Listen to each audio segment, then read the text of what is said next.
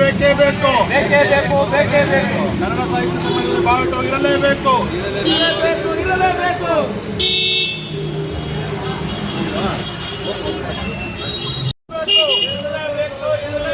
ಕನ್ನಡ ಸಾಹಿತ್ಯ ಸಮ್ಮೇಳನದಲ್ಲಿ ಬಾವುಟ ಇರಲೇಬೇಕು.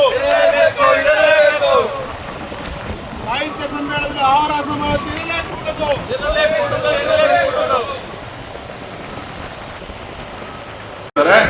50,000 ಜನ ಊಟ ಮಾಡಿದ್ದಾರೆ. ಸುಮಲತಾ ಅಂಬರೀಶ್ ಅವರು ಮಾಡುವಂಥ ಕಾರ್ಯಕ್ರಮದಲ್ಲಿ ಅಸ್ತವ್ಯಸ್ತ ಆಯಿತು, ಗೊಂದಲ ಆಯಿತು ಅಂತ ಇಟ್ಕೊಂಡು ತಿರ್ಗಾ ಮತ್ತೆ ಮಾಂಸಾಹಾರಿಗಳನ್ನ ಅವಮಾನಿಸುವಂಥ ಕೆಲಸವನ್ನೇ ಇವರು ಮಾಡ್ತಿದ್ದಾರೆ. ವ್ಯವಸ್ಥಿತವಾಗಿ ಒಂದು ಪೊಲೀಸ್ ಇಲಾಖೆ ಇರುತ್ತೆ, ರಾಜ್ಯ ಸರ್ಕಾರ ಇರ್ತದೆ, ಜಿಲ್ಲಾಡಳಿತ ಇರುತ್ತೆ. ನಾವು ಹೇಳ್ತಿರೋದು ನೀವು ಬಾಡೂಟ ಅಂದರೆ ಭಾಳ ಗ್ರ್ಯಾಂಡಾಗಿ ಮಾಡಿ ಅಂತಲ್ಲ, ಸಿಂಪಲ್ ಆಗಿ ಮಾಡಿ ಅಂತಕ್ಕಂಥ ಹೇಳ್ತಕ್ಕಂಥದ್ದು. ಇದು ಈ ಅಸಮಾನತೆಯನ್ನ ನಾವು ಒಪ್ಪಲ್ಲ ಅನ್ನೋದನ್ನ ಸಂದೇಶವನ್ನ ಕನ್ನಡ ಸಾಹಿತ್ಯ ಪರಿಷತ್ತು ಈ ಮೂಲಕ ನೀಡಬೇಕು ಅನ್ನೋದು ನಮ್ಮ ಬೇಡಿಕೆ ಇರ್ತಕ್ಕಂಥದ್ದು. ಈಗ ನಮಗೆ ನಾಳೆ ಭಾನುವಾರ ಇದೆ. ಅವರು ಸಾಹಿತ್ಯ ಪರಿಷತ್ತು ಮುಖ್ಯಸ್ಥರುಗಳು ಯಾರಿದ್ದಾರೆ ಇಲ್ಲಿರ್ತಕ್ಕಂಥ ಆಹಾರ, ಈಗಾಗಲೇ ಜೋಶಿ ಅವರು ಮತ್ತೆ ಗೋರುಚಾ ಅವರು ಸ್ಪಷ್ಟವಾಗಿ ಹೇಳಿದ್ದಾರೆ, ಆಹಾರದ ಸಂಬಂಧಪಟ್ಟಂತ ತೀರ್ಮಾನವನ್ನ ಯಾವುದು ಅಲ್ಲಿ ಫುಡ್ ಕಮಿಟಿ ಇದೆ ಅವ್ರು ಡಿಸೈಡ್ ಮಾಡೋದು ಅಂತ ಹೇಳಿದ್ದಾರೆ. ಸೊ ನಮಗೆ ಆಗಬೇಕಿರ್ತಕ್ಕಂಥದ್ದು ಸ್ವಾಗತ ಸಮಿತಿ ಮತ್ತೆ ಆಹಾರ ಸಮಿತಿ ಮೂಲಕ ತೀರ್ಮಾನ ಆಗಬೇಕಾಗಿದೆ. ಇವತ್ತು ನಾಳೆಯಲ್ಲಿ ಅವರು ಅಭಿಪ್ರಾಯ ಸ್ಪಷ್ಟಪಡಿಸ್ತಿಲ್ಲ ಅಂದರೆ ಸೋಮವಾರ ಬೆಳಗ್ಗೆ ನಾವೆಲ್ಲ ಕೂಡ ಒಂದು ಪತ್ರಿಕಾಗೋಷ್ಠಿಯನ್ನು ಮಾಡ್ಬೋದು.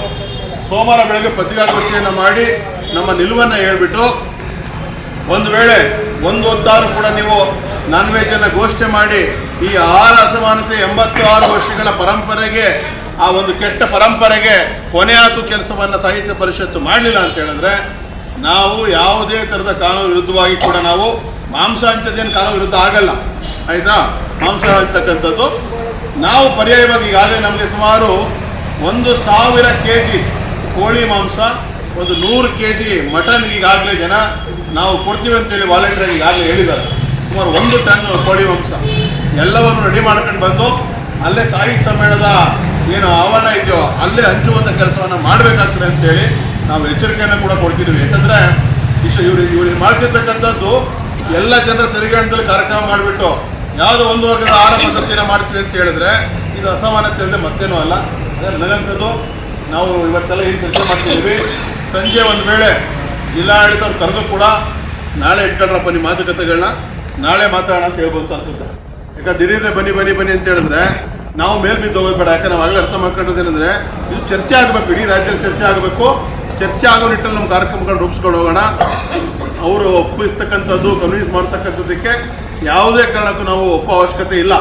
ಈಗಾಗಲೇ ಅವರು ಎಲ್ಲರೂ ಕನ್ವಿನ್ಸ್ ಮಾಡೋಕ್ಕೆ ಪ್ರಯತ್ನಗಳು ನಡೆಸ್ತಿದ್ದಾರೆ. ಅದಕ್ಕೆ ನಾವು ಬಗ್ಗೋ ಪ್ರಶ್ನೆ ಇಲ್ಲ.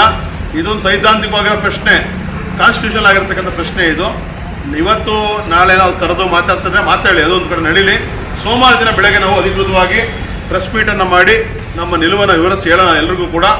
ನೆಕ್ಸ್ಟು ಅದ್ರ ಮುಂದಿನ ಹೋರಾಟವನ್ನು ಸೋಮವಾರದ ನಂತರ ನಾವು ತೀರ್ಮಾನ ಮಾಡ್ಬೋದು. ಉಳಿದವರು ಮಾತಾಡಿ ಏನು ಅಭಿಪ್ರಾಯಗಳಿದ್ರು ಹೇಳಿ. ಅದನ್ನು ಏನೇ ಚರ್ಚೆಗಳಿದ್ರು ನಾವು ಸೋಮವಾರದ ಮೇಲೆ ನಾವು ತೀರ್ಮಾನಗಳು ತಗೊಳ್ಳೋದು ಒಳ್ಳೆಯದಂತ ಅನಿಸುತ್ತೆ. ಉಳಿದವರು ಕೂಡ ಒಂದು 2 ನಿಮಿಷ ಮಾತಾಡಬೇಕು. ಸಾಹಿತ್ಯ ಪರಿಷತ್ತಿನ ಊಟದಲ್ಲಿ ತಾರತಮ್ಯ,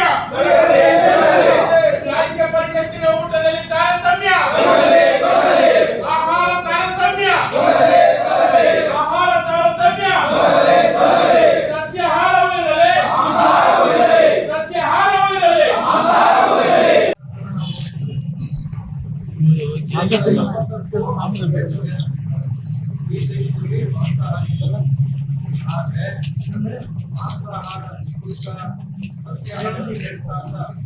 ದೇಶವನ್ನು ವಿಭಾಗ ಮಾಡುವ ರಾಜಕಾರಣ ನಡೀತಾ ಇದೆ.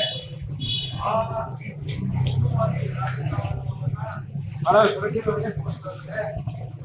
ಈ ಕ್ಷೇತ್ರ 70 ನಾವು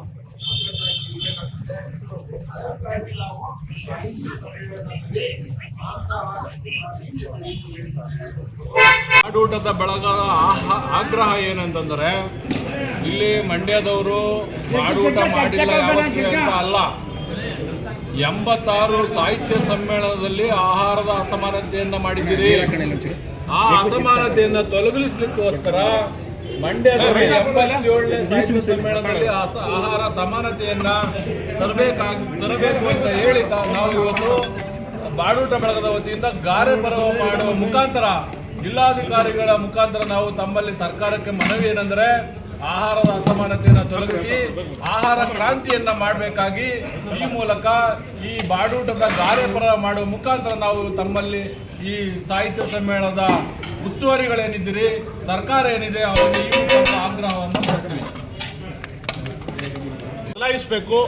ಕಳೆದ 86 ವರ್ಷಗಳಿಂದ ಏನು ಈ ರಾಜ್ಯದ ಈ ನಾಡಿನ ಕನ್ನಡಿಗರನ್ನ ಪ್ರಮುಖ ಆಹಾರವಾಗಿರ್ತಕ್ಕಂಥ ಮಾಂಸಾಹಾರವನ್ನು ಸಾಹಿತ್ಯ ಸಮ್ಮೇಳನದಲ್ಲಿ ಕೊಡ್ತಾ ಇರಲಿಲ್ಲ.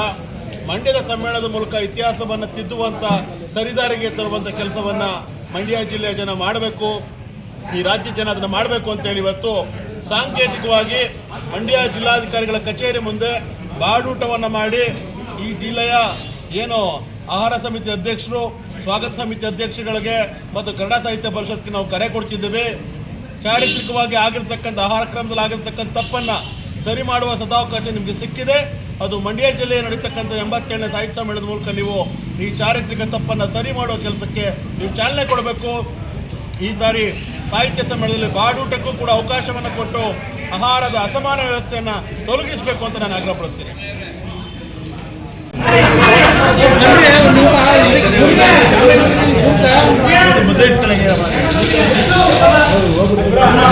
ಎಳಿಬೇಡ ಕಾರಣ ಎತ್ಕೊಳ್ಳೋದ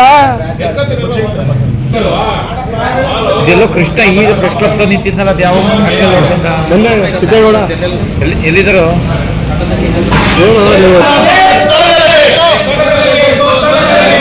ಸಾಹಿತ್ಯ ಸಮ್ಮೇಳನದಲ್ಲಿ ಅಸಮಾನ ಆಹಾರ ವ್ಯವಸ್ಥೆ ತೊಲಗಲೇಬೇಕು.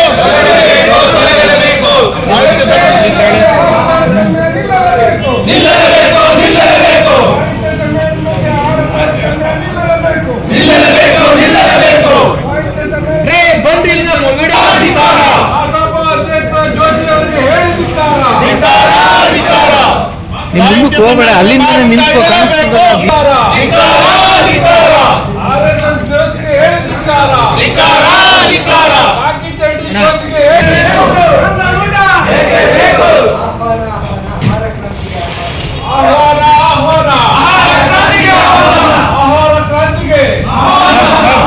ಅಂದು ವಿಚಾರ ಕ್ರಾಂತಿಗೆ ಅಂದು ವಿಚಾರ ಕ್ರಾಂತಿಗೆ ಅಂದು ವಿಚಾರ ಕ್ರಾಂತಿಗೆ ಮಾಂಸಾಹಾರಿಗಳ ಓಟು ಪಡೆದು ಮಾಂಸಾಹಾರಿಗಳ ವಿರುದ್ಧ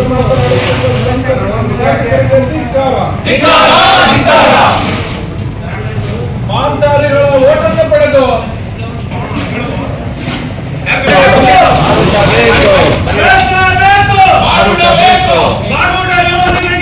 ಧಿಕ್ಕಾರ